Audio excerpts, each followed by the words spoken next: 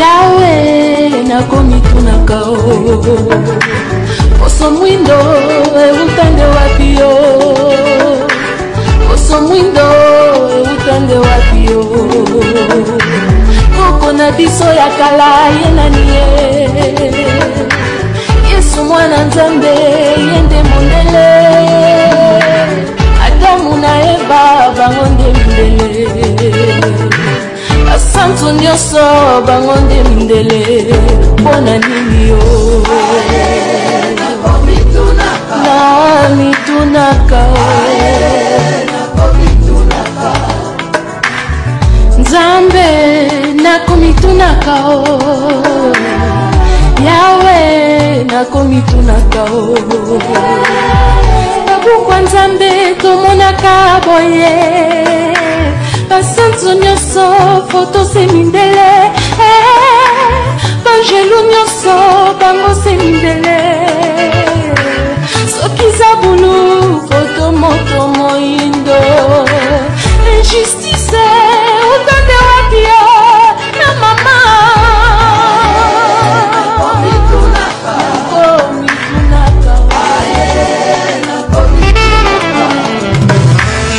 Nzambe nakomitunaka Poso mwindo utande wapi yo Moto mwindo utande wapi yo Banoko bakanga biso mayele boye Ikekwa bakoko bango baboyaka Kisa bakoko bango bandimaka te Kasi na ndako Nzambe biso tomonaka Tokosambela chapele na maboko Tokosambela bikeko bitondi ndako Kasi bikeko yango seningale Pona nini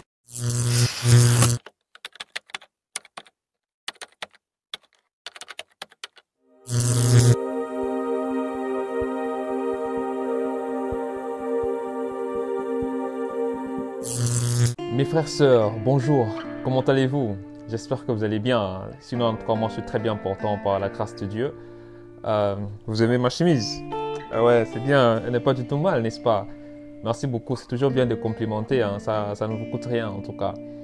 Alors, vous êtes nouveau ou nouvelle sur cette chaîne, bienvenue à vous. La chaîne s'est investie en toi tel que vous l'avez remarqué. Je vous invite à vous abonner à la chaîne et à activer la cloche de notification. Pourquoi? Tout simplement parce que ici, nous partageons de la valeur sur l'entrepreneuriat, le développement personnel, le mindset, l'éducation financière, le business également. Donc, rejoignez la communauté en activant le bouton rouge, en vous abonnant sur le bouton rouge, ok, et en activant la cloche de notification aussi, afin de ne pas rater toute nouvelle vidéo que je vais upload sur cette chaîne. Et n'hésitez pas aussi d'aimer cette vidéo, ok, donnez aussi de la force à la vidéo, ça ne vous coûte rien.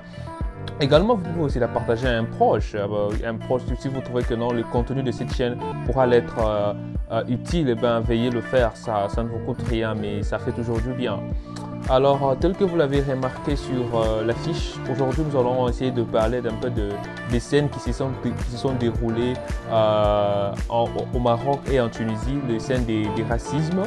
On a entendu parler du racisme en Amérique, en Europe, en Asie, et voilà que non, maintenant là c'est les racismes en Afrique. Ok, donc les Africains sont subissent le racisme dans leur propre continent. C'est un peu triste, oui. Et du coup, déjà, pour commencer, avant toute chose, j'aimerais d'abord, premièrement, présenter mes sincères condoléances à toutes les familles de ces gens qui ont perdu des proches. Parce que vous savez, perdre un proche, c'est quelque chose, mais savoir aussi que nous ne sommes même pas en mesure de faire des funérailles pour notre proche, pour notre ami, notre papa, pour notre oncle, ça fait mal. En tout cas, ça fait très mal de savoir qu'on ne sera même pas en mesure de faire des rituels comme chez nous les Africains et toutes ces choses. Ça fait vraiment mal. Du coup, je compatis en tout cas, je compatis avec les familles de toutes les personnes qui ont perdu de proches, toutes ces personnes qui sont en train de pleurer des gens dont elles ne savent même pas si elles sont en vie ou pas. En tout cas, je compatis. Et du coup, premièrement, pour commencer, pour essayer un peu de donner quelques raisons qui poussent à nos frères, à nos sœurs de quitter l'Afrique pour aller immigrer en Europe, en Asie et tout ça. Deux fois, pas du tout en tout cas en respectant les normes d'immigration. Deux fois en faisant cela d'une manière un peu incorrecte, si je peux le dire ainsi. Du coup, premièrement, c'est la pauvreté. Premièrement, c'est la pauvreté parce qu'il y a vraiment beaucoup de misère en Afrique, ok? Chez nous, il y a quand même un peu la misère. Je ne suis pas en train de dire que s'il y a la misère à 100%, non, il y a quand même la misère, il y a quand même des gens qui souffrent, des gouvernements qui ne prennent pas bien en charge le peuple, les gens qui veulent toujours s'enrichir eux-mêmes, surtout les politiciens, et du coup, au détriment du peuple. C'est ce qui fait en sorte que beaucoup de gens ont ces rêves-là américains, beaucoup de gens ont ces rêves-là européens et tout ça. Ça, c'est la première raison que je trouve qui pousse les gens à pouvoir essayer d'immigrer en Europe et même en Amérique. La deuxième raison, c'est la médiatisation. Vous savez, l'Europe, l'Amérique, l'Asie même aussi, ces continents-là, ces gens-là, ils ont vraiment bien déjà travaillé, ils ont déjà bien travaillé sur le branding de leur continent et même de leur pays. Aujourd'hui, si vous partez sur les nets, que ce soit dans des films, que ce soit des photos que l'on voit partout, des vidéos et tout, ces gens-là, ils présentent que les beaux endroits de leur pays. Ok, quand vous tapez seulement, vous partez sur Google, vous tapez, c'est pas moi, Paris. On va vous présenter les belles places de Paris. On ne pourra pas vous présenter les endroits où il y a des saletés et consorts. Non, non, non. On ne vous présentera pas ça. On va que vous présenter des beaux endroits. Par contre, même à Paris, là, vous voyez l'endroit où il y a la Tour Eiffel et tout ça. Il y a des endroits où c'est très sale. Vraiment pas beau à voir. Mais ces endroits-là, vous ne verrez pas ça sur les nets. Pourquoi? Parce qu'ils savent l'importance de présenter une belle image du pays. De même pour l'Amérique, pour beaucoup de pays en tout cas. Mais par contre, avec l'Afrique, c'est vraiment pas le cas. Nous, Africains, on n'a pas vraiment bien travaillé sur le branding de notre continent et même de nos pays. Hein. Parce que le problème, c'est quoi? C'est que quand on parle Afrique, surtout pour les Européens, les Américains, il y a certains, quand vous leur parlez d'Afrique directement, ils voient la pauvreté, directement ils voient la misère, directement ils voient l'esclavage, directement ils voient la mendicité et tout, des fois aussi même les maladies. Des fois, il y a même parce que les Blancs, ils sont tellement malins, une malignité vraiment qui n'est pas du tout bien. Ils nous mettent aussi certaines maladies, soit disant que non, elles proviennent de chez nous au moment où c'est eux-mêmes qui sont les initiateurs de tout cela, voyez-vous. Et du coup, ça, je trouve que c'est quelque chose que l'on doit beaucoup travailler, sur laquelle on doit beaucoup travailler, nous, Africains. Le branding, montrer une belle image de son pays, montrer une belle image de son continent, parce que nous, les beaux endroits en Afrique, nous en avons. Nous en avons vraiment beaucoup. Il y a beaucoup de jolis endroits. Du coup, c'est quelque chose aussi sur laquelle on doit travailler parce que ce sont ces choses-là qui poussent aussi les gens à se dire que non, oh, l'Europe c'est le paradis, l'Amérique c'est le paradis. Du coup, je vais fournir tous mes efforts afin d'aller là-bas parce que il y a des gens qui ont ces rêves-là, en disant que non, s'ils partent là-bas, c'est le jackpot. En tout cas, c'est le Colorado et puis c'est la vie réussie, quoi. Mais laissez-moi vous dire que c'est faux, hein. En tout cas, c'est vraiment faux, surtout pour mes frères qui sont en Afrique, mes soeurs qui sont en Afrique. Laissez-moi vous dire que c'est faux parce que moi, je suis en Europe et je suis mieux placé quand même pour vous dire ça là. Alors, concernant la scène qui s'est déroulée au Maroc, pour ceux qui ne savent pas, c'est des migrants africains, des migrants africains qui étaient en train d'essayer de pouvoir émigrer au travers de la frontière du Maroc vers l'Espagne. Il n'y avait pas que des Africains subsahariens, il y avait aussi des Soudanais, il y avait aussi même des Marocains. Il y a même des Marocains aussi parce qu'il y a plusieurs peuples africains qui rêvent d'aller en Europe au travers de cette frontière-là. Du coup, premièrement, il y a les avantages du Maroc. Pourquoi? Vous savez, j'ai essayé un peu de checker avant de faire cette vidéo. J'ai vu que avant, dans le passé, l'Espagne avait déjà colonisé une partie du Maroc. Cette partie-là s'appelle le Sahara occidental. Et les habitants de cette partie-là, on les appelle les Sahraouis. Donc, le Sahara occidental, vous pouvez checker cela, vous allez voir. Du coup, l'Espagne avait déjà colonisé cette partie-là. Maintenant, après, le Maroc a demandé l'indépendance. Le Maroc a demandé parce que la terre appartenait au Maroc. Et il y avait eu un peu de complications entre le Maroc et l'Espagne. Et maintenant, c'est juste récemment où il y a eu une normalisation des affaires entre l'Espagne et le Maroc. Ce qui veut dire que ils ont arrangé les choses, ils ont arrangé les choses et tout consort. Et pour vous faire comprendre ceci, j'aimerais vous donner l'exemple. Admettez que vous avez votre ami, ok? Vous avez votre ami et vous êtes des bons amis. Après, il y a un problème entre vous, vous vous chamaillez, vous vous disputez. Et puis, après la dispute, après un temps, vous décidez de vous réconcilier, ok? Vous décidez de redevenir encore amis et tout ça. Si vous donnez une responsabilité à votre ami, ok? Vous donnez une responsabilité qui incite qui fera en sorte que vous puissiez encore réavoir confiance en lui. Votre ami fera l'effort de bien faire la tâche pour vous prouver que non, voici, maintenant je suis redevenu, tu peux me refaire confiance, voyez-vous? Donc c'est justement ce qui s'est passé aussi avec le Maroc. Avant, lorsque le Maroc avait des conflits avec l'Espagne, le Maroc laissait passer beaucoup de migrants. Les migrants passaient facilement, en tout cas. Ouais, les migrants passaient facilement. Maintenant que le Maroc et l'Espagne s'entendent bien, maintenant, le Maroc, pour prouver à l'Espagne que non, voilà, on est maintenant en bon terme, tu peux nous faire confiance et tout ça, c'est pour ça qu'ils ont fait cet acte ici. Ok, ils ont vraiment mal agi, en tout cas. Ils ont tabassé des gens comme des animaux. Même ici en Europe, on ne traite pas les animaux comme ça. Moi, je suis en Europe ici, je peux vous le dire. On ne traite pas les animaux comme ça. Je pense même en Afrique aussi. Mais ils ont tabassé les gens d'une mauvaise manière, comme vous pouvez le voir sur les images en tout cas. Donc on a mal tabassé les gens. Et le comble dans tout ça, c'est que toutes ces personnes-là qui ont été tabassées ont été induits en erreur par les policiers marocains. Parce que ce n'est pas toutes ces personnes qui essaient de traverser par la frontière qui sont illégales, non. Il y a certaines personnes qui ont leur papier d'asile, ok? Ils ont leur papier d'immigrants, donc légal, à pouvoir passer la frontière afin d'aller du côté de l'Espagne et tout ça. Mais les policiers marocains, arrivé à un moment, ils ont dit à ces gens-là que non, ok, venez, vous allez passer facilement. Et lorsqu'ils arrivent près de la frontière, ça ce sont des témoignages que j'ai suivis sur les réseaux, les Marocains disent à ces gens-là que ouais, allez-y, essayez de franchir le mur et tout ça. Et puis après, ils ont commencé à les tabasser. Comme pour dire qu'ils les ont induits en erreur jusqu'à les faire arriver là-bas et puis ils ont maintenant commencé à les tabasser, voyez-vous? Donc c'est quelque chose qui n'est pas du tout bien.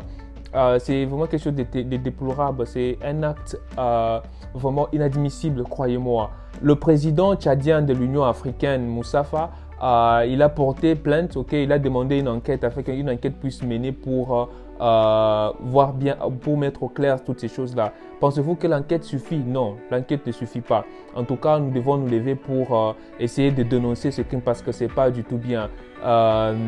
Ceci pas pour dire que tous les Marocains sont racistes. Non, tous les Marocains ne sont pas racistes.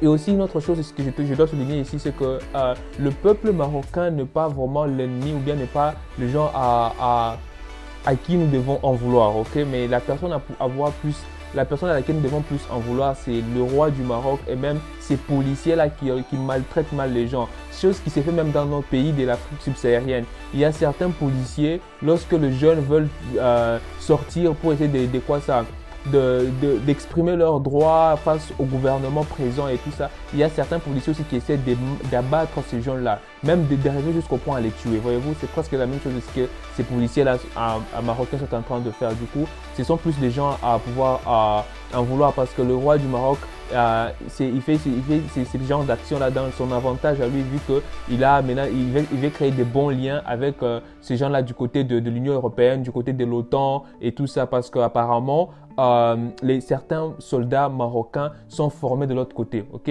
Ils sont formés du côté là de l'OTAN et tout ça, donc c'est dans son avantage à lui et tout, mais c'est pas quelque chose du bien parce que le Maroc est en Afrique. Les Marocains sont des Africains, malgré qu'il y en a d'autres qui ne l'admettent pas. Il y a d'autres Marocains qui disent que non, ils sont plus des Arabes et tout ça. Mais par contre, il y en a d'autres qui sont plus de ce côté ici, sont plus du côté d'Afrique. Donc ça, c'est en ce qui concerne l'histoire du Maroc. Nous sommes allés dans la ville de Nador et ils nous ont violemment battus. Ils ont tué nos amis et nos familles. Le gouvernement marocain a dit qu'il y avait 23 morts. Mais nous savons qu'il y en a plus de 70. C'est inhumain. Nous demandons qu'il n'y ait pas de discrimination entre les migrants. Certains incidents n'ont pas été filmés. Il y a beaucoup de morts parmi nous et actuellement, beaucoup de jeunes sont en prison et plusieurs autres blessés gravement. Nous demandons aux associations de droits de l'homme d'intervenir pour soigner les blessés et en même temps, nous leur demandons de nous évacuer immédiatement vers des pays sûrs. car nous ne nous sentons pas en sécurité ici. Alors, deuxièmement, je veux te parler de l'histoire qui s'est déroulée en Tunisie. Cette fois-ci, c'est un peu différent parce qu'en Tunisie, ce sont des Africains qui quittaient du voyage, ok? Donc, ils sont passés par Tunisie. Tunisie était juste un pays d'escale. Ils devaient passer par là pour rentrer dans leur pays d'origine, s'il vous plaît. Alors, arrivé à Tunis, là-bas, il y avait un problème de vol, donc il n'y avait plus de vol dans la compagnie. Du coup, ils étaient obligés d'attendre. Alors lorsqu'ils étaient obligés d'attendre, donc la compagnie à l'aéroport là-bas était obligée de les loger. Du coup, ils ont d'abord commencé par loger les blancs, ok? Ils ont d'abord commencé par loger les blancs. Après, les blancs, c'est alors qu'on a maintenant logé le noir. Et il y a apparemment certains noirs qui témoignaient, soit disant que non, l'important c'était juste qu'on puisse nous loger, même si le logement n'a pas vraiment été fait, même si on ne nous avait pas vraiment bien logés, mais l'important pour nous c'était juste d'avoir un logement et tout ça. Un point ici à souligner, c'est que retenez très bien que non, les gens vous traiteront de la manière à laquelle vous voulez vous laisser traiter, ok? Donc les gens vont vous traiter de la manière à laquelle vous vous laissez traiter. Retenez très bien ceci. Et pour imposer la manière à laquelle vous voulez vous traiter, si vous voulez que les gens vous traitent de la bonne des manières, si vous voulez que les gens vous traitent de la manière à la sorte que vous méritez, ok? Vous devez connaître vos valeurs. Lorsque vous connaissez vos valeurs, lorsque vous connaissez qui vous êtes, en tout cas, vous ne permettrez pas que les gens vous traitent n'importe comment, croyez-moi. Alors, avec cette scène ici, lorsqu'ils étaient là en train d'attendre, ils ont vraiment attendu. Ils ont beaucoup attendu. Et du coup, il y avait un jeune qui a essayé un peu d'aller demander, poser des questions. Pourquoi vous nous faites attendre pendant si longtemps? Nous avons besoin de rentrer dans nos pays d'origine et toutes ces choses-là. Il a essayé un peu de se plaindre. Et les policiers tunisiens ont commencé à l'abattre, à les fouetter. Je voyais avec ces fouets-là de policiers et tout ça. Ils ont mal fouetté ces gens-là. Ils l'ont mal fouetté. C'est vraiment triste, hein? Ça fait vraiment mal quand j'ai vu ça, j'ai eu mal. Mais après cela, il y a une chose qui m'a beaucoup énervé lorsque j'ai vu ça.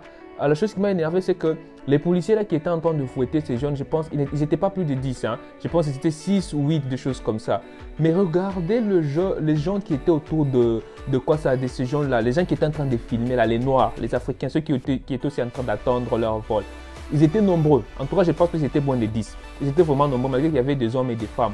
Mais vous ne pouvez pas voir votre frère honnête en train de le tabasser comme ça et vous savez qu'il n'a pas vraiment commis quelque chose de crime, quelque chose qui mérite d'être tabassé. Même s'il avait commis quelque chose de mal, est-ce qu'on peut vraiment tabasser un humain comme ça, comme un animal? Pourquoi ne pas même agir? Pourquoi ne pas même appliquer la force pour essayer de se justifier un peu le frère, pour essayer un peu de le sauver, pour essayer même de stopper ces soldats-là de taper votre frère, pas sous vos yeux quand même.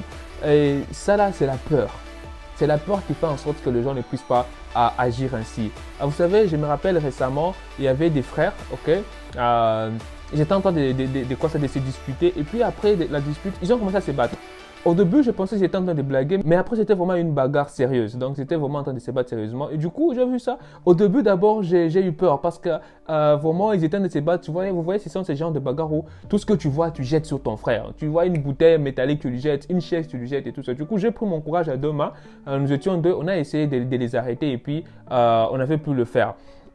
J'aimerais ici vous faire réfléchir en vous donnant quelques exemples bibliques parce que je pense que nombre de ceux qui me suivent ici sont chrétiens. Si vous n'êtes pas chrétien, c'est pas grave. Dans la Bible, lorsque Jésus était appelé à renvoyer les gens du temple, les gens là qui étaient en train de vendre dans les temples, il n'avait pas appliqué la prière, il n'avait même pas parlé avec autorité. Il avait utilisé la force. Il avait fouetté ces gens-là pour leur faire quitter du temple là. Pour leur faire comprendre que non, ça c'est la maison de mon père, vous n'avez pas le droit de vendre ici. Ça c'est le premier exemple. Le deuxième exemple, David pour tuer Goliath, il n'a pas utilisé la prière ni même la parole, il a utilisé la force. Ok? Ça c'est, quel autre exemple que je peux vous donner? Samson. Samson aussi n'était pas en train de massacrer les gens par la prière, non, c'était par la force qu'il était en train de le faire. Je peux même donner aussi un autre exemple, je pense que lorsqu'on voulait crucifier Jésus et tout ça, il y avait une personne qui était plus du côté de l'ennemi et tout ça, qui avait essayé un peu d'abuser. Et un des apôtres de Jésus avait coupé l'oreille de cette personne-là sous les yeux de Jésus, n'est-ce pas? Il avait appliqué la force, malgré que Jésus avait remis l'oreille de la personne. Donc, vous devez comprendre que dans la vie, il y a certains problèmes que vous n'allez pas résoudre par la prière. Dans la vie, il y a certains problèmes que vous n'allez pas résoudre par votre bonne façon de parler, non. Dans la vie, il y a certains problèmes qui vont nécessiter nécessairement que vous puissiez appliquer la force. Je me rappelle quand j'étais adolescent, vous savez, nous, quand nous sommes adolescents, on a plus tendance à faire beaucoup de bêtises et tout ça. J'avais vraiment fait une bêtise, c'était un peu répétitif. Un jour, mon père m'avait dit quoi? Il m'a dit qu'avant de me punir, il m'a dit, Tu sais, lorsque tu es au marché, ok, tu es en train de marcher, tu es au marché, il y a beaucoup de monde. Puis il y a un vagabond devant toi. Tu lui demandes pardon pour la première fois, il ne te laisse pas, il ne te cède pas le passage. Tu lui demandes pardon pour la deuxième fois, il ne te cède toujours pas le passage. Essaie de le bousculer. Tu verras qu'il va te céder, il va te laisser le passage et puis tu vas passer. Donc retenez que dans la vie, il y a certains problèmes où vous avez besoin d'appliquer la force pour avoir les résultats que vous voulez. Le problème avec les gens, c'est que nous avons peur. Nous avons trop peur et aussi, il n'y a pas que la peur, et aussi c'est la manque de force. Les gens ne sont pas forts. Tu peux voir un jeune qui est moins de 30 ans, un jeune moins de 20 ans, mais un gros ventre, on dirait je ne sais pas quoi. Moi, je ne comprends pas. Vous faites comment? Vous faites comment? Tu es là, tu es jeune, tu es encore frais, mais tu as la graisse, tu as un gros ventre, je ne sais pas, gros joues comme ça. Je ne vous comprends pas, s'il vous plaît, vous faites ça comment? Que ce soit les filles, que ce soit les garçons, je ne comprends pas. Expliquez-nous un peu pourquoi. Tu es jeune, on te demande juste de courir pendant 5 à 10 minutes. Tu n'arrives même pas à le faire, inapte. Toi, c'est toujours la moto, c'est toujours le véhicule, c'est toujours le taxi. Ce n'est pas possible. Faites du sport, s'il vous plaît, c'est très important. Vous serez confronté à certains problèmes où parler, les silences ou la prière, ça ne résoudra pas. Il faudra que vous puissiez agir. Croyez-moi, la vie tourne. Il faudra que vous puissiez agir. Du coup, faites du sport, s'il vous plaît, ok? C'est très très important. En fait, vous ne pouvez pas être là, tu es une jeune demoiselle. Des fois, vous voyez une jeune demoiselle très bien là, jolie de visage et tout ça, belle forme, jusqu'à ce que vous arrivez, vous voyez son ventre, vous voyez un ventre comme une femme enceinte. C'est pas possible. Ok, prenez très bien soin de vous. Et c'est pareil aussi pour les hommes. Tu peux pas être là un gars, tu as moins de 18 ans, tu as moins de 30 ans et tout ça, mais tu as beaucoup de graisse, tu as beaucoup de masse, tu es trop gros, on dirait Big Mama. Non, faites du sport s'il vous plaît, en tout cas, c'est très important, d'accord? Faisons du sport.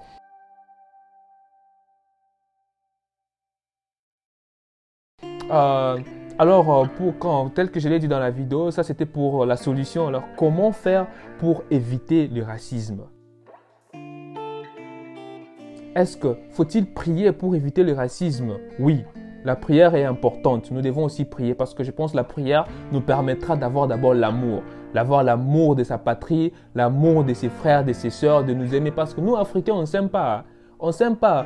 Essayez d'aller checker sur les réseaux, seulement vous allez voir ces vidéos ici où l'homme noir est maltraité et tout ça. Vous verrez qu'il y a certains Africains qui commentent là-bas dans les mêmes vidéos avec des commentaires méchants. S'il vous plaît, on ne s'aime pas nous-mêmes. Et du coup, pour d'abord essayer de se mettre sur le chemin en train de se battre contre le racisme, on doit d'abord commencer par s'aimer nous-mêmes. Du coup, la prière est importante. Faut-il seulement la prière pour mettre fin au racisme? Non. La prière à elle seule, elle ne suffit pas. Il faudra aussi passer à l'action. Il faudra aussi poser certaines actions qui feront en sorte que le racisme puisse finir. Et du coup, pour cela, l'homme noir doit imposer le respect. S'il vous plaît.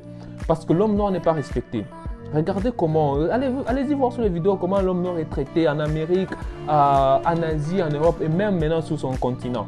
Hein? C'est un manque de respect. Alors, des fois, lorsque le respect n'est pas servi sur la table, il faut l'imposer. Alors, comment est-ce que l'homme noir va imposer le respect? L'homme noir va imposer le respect en devenant puissant économiquement surtout. La puissance économique est très importante pour que le racisme puisse finir. Parce que si l'homme noir devenait puissant économiquement, il va aussi devenir indépendant. Parce que de nos jours, l'Afrique est toujours dépendante de l'Occident.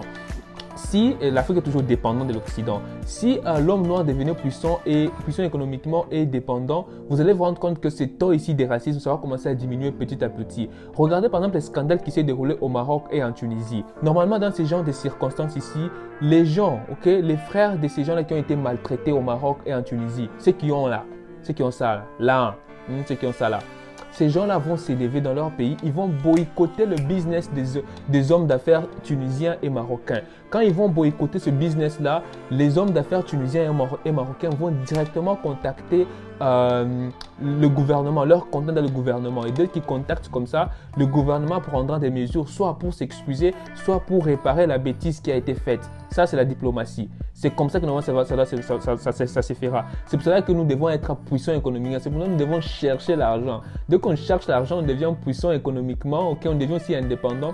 Croyez-moi, on va imposer le respect. Et ces choses ici vont finir. L'homme noir ne sera pas marginalisé, ne sera pas maltraité comme ça. Croyez-moi. Et du coup, pour ceci, beaucoup de jeunes, on doit se s'intéresser à l'entrepreneuriat. C'est pour ça que je te parle de l'entrepreneuriat sur cette chaîne ici. On doit entreprendre. Plus on entreprend, plus on crée de l'emploi pour nos frères, pour nos soeurs. Croyez-moi, ils ne vont pas envier l'Europe, ils ne vont pas envier l'Amérique. Parce que la plupart de ces gens-là, ils ne partent pas là-bas pour s'amuser. Hein. Ils partent là-bas pour se rechercher. C'est pour se rechercher qu'ils font cela. Du coup, si nous aussi on se bat, on crée des emplois, okay? On crée des entreprises avec un salaire digne de ce nom. En tout cas, croyez-moi, les gens ne chercheront pas à aller immigrer ailleurs, des fois même illégalement. Du coup, c'est pour ça que nous devons vraiment nous battre. Si tu es un jeune, okay, tu es africain, tu es chez toi encore, tu es encore dans ton pays et que tu rêves de l'Amérique, de l'Asie pour aller vivre tellement, passer ta vie là-bas parce que tu détestes ton pays, tu détestes ton continent. Je te déconseille en tout cas, s'il te plaît. L'herbe n'est pas verte là-bas. Non, non, non. L'herbe est verte partout. En Afrique là-bas, l'herbe est aussi verte. Et d'ailleurs, la plupart de ces hommes d'affaires là, ils viennent chez nous en Afrique pour piller nos ressources afin d'aller cultiver, afin d'aller développer ça chez eux. Du coup, on peut réussir en Afrique. Vous pouvez réussir en Afrique. Si vous parce que je mens, essayez juste de demander dans votre entourage. Vous verrez qu'il y a des gens qui sont nés dans votre pays, qui se sont battus là-bas et puis qui sont devenus riches dans votre pays. Si vous n'en connaissez pas, eh bien, battez-vous. Devenez la première personne qui va devenir riche dans son pays sans avoir eu à envier l'extérieur. Comme ça, les gens vont s'inspirer de vous, voyez-vous.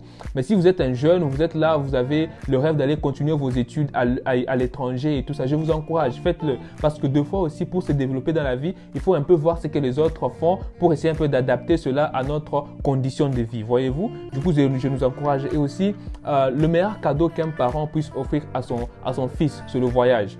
Croyez-moi, ne pensez pas que le voyage c'est seulement quitter son pays, non. Le voyage c'est peut-être que tu es dans la maison de tes parents et puis ton père maintenant t'inscrit dans une université où tu es obligé d'aller vivre par exemple au home. Même si c'est dans la même ville, c'est un déplacement, c'est un voyage. Quand tu quittes comme ça, tu pars apprendre de nouvelles choses, tu pars rencontrer de nouvelles personnes, tu vois, non? Donc, si tu rêves de voyager en Amérique, en Europe, vas-y là-bas, mais va chercher la connaissance s'il te plaît. Va voir comment les autres sont en train de faire les choses afin de ramener cela dans ton pays, ok? Moi, personnellement, je suis en Europe, mais moi, mon rêve, c'est pas de vivre ici éternellement, non.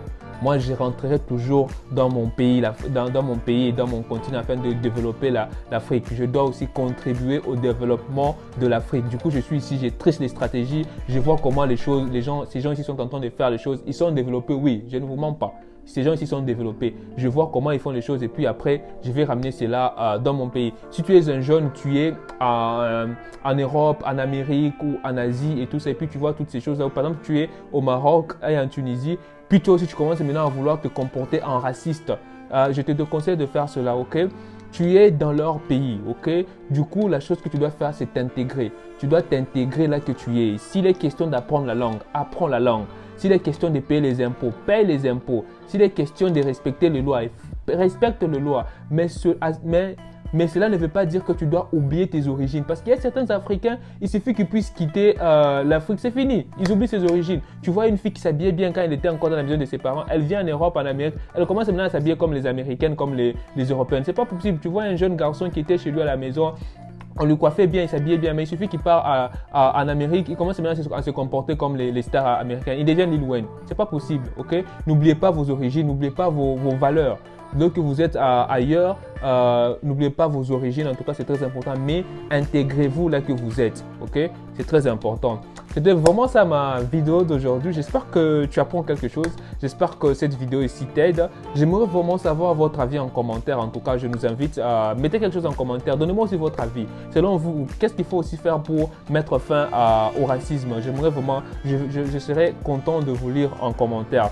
Je vais te laisser aussi suivre quelques témoignages des personnes qui sont au Maroc, hein, les gens qui vivent au Maroc, tu vas suivre cela. Et c'était Arturo Mouaba pour t'instruire, te réveiller du sommeil intellectuel afin que tu te battes pour ta liberté.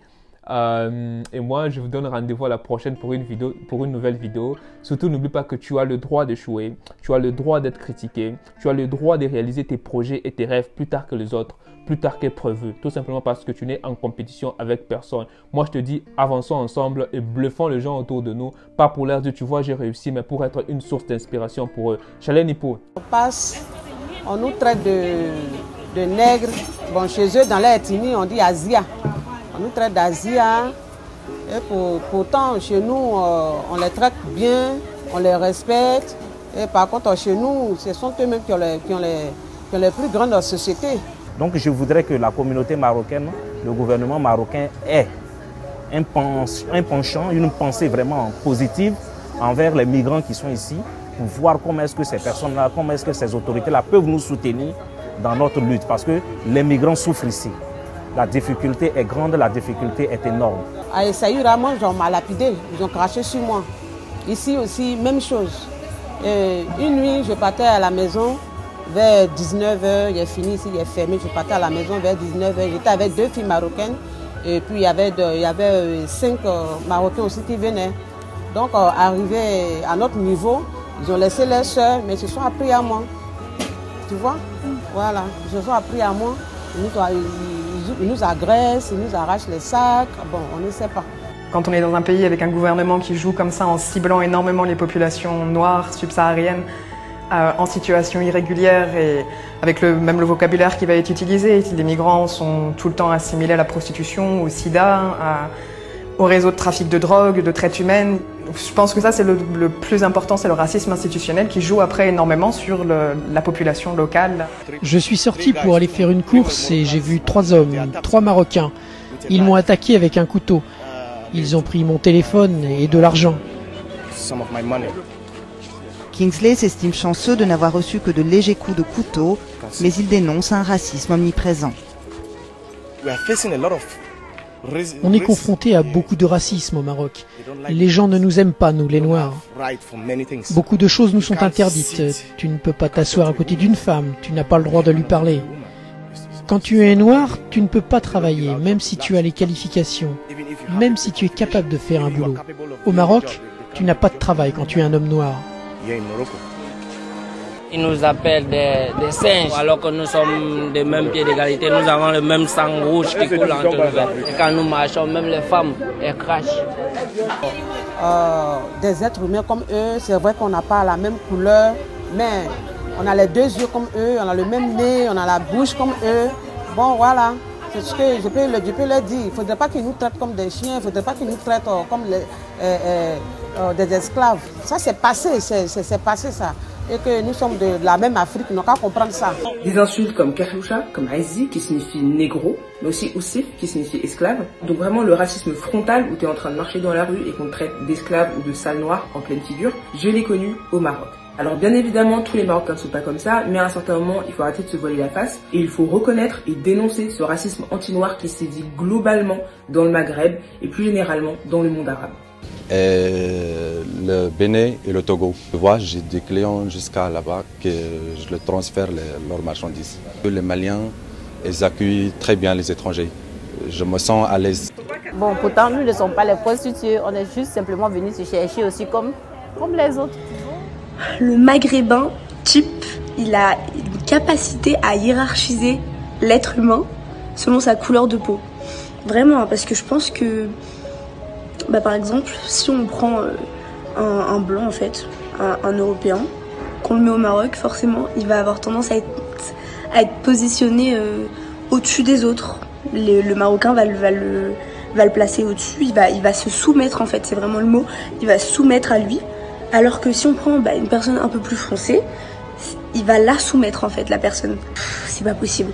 Je peux pas traverser une route sans qu'on m'insulte, on me lance des trucs comme retourne dans ton pays attraper l'Ebola. Enfin, vous vous rendez pas compte à quel point c'est grave.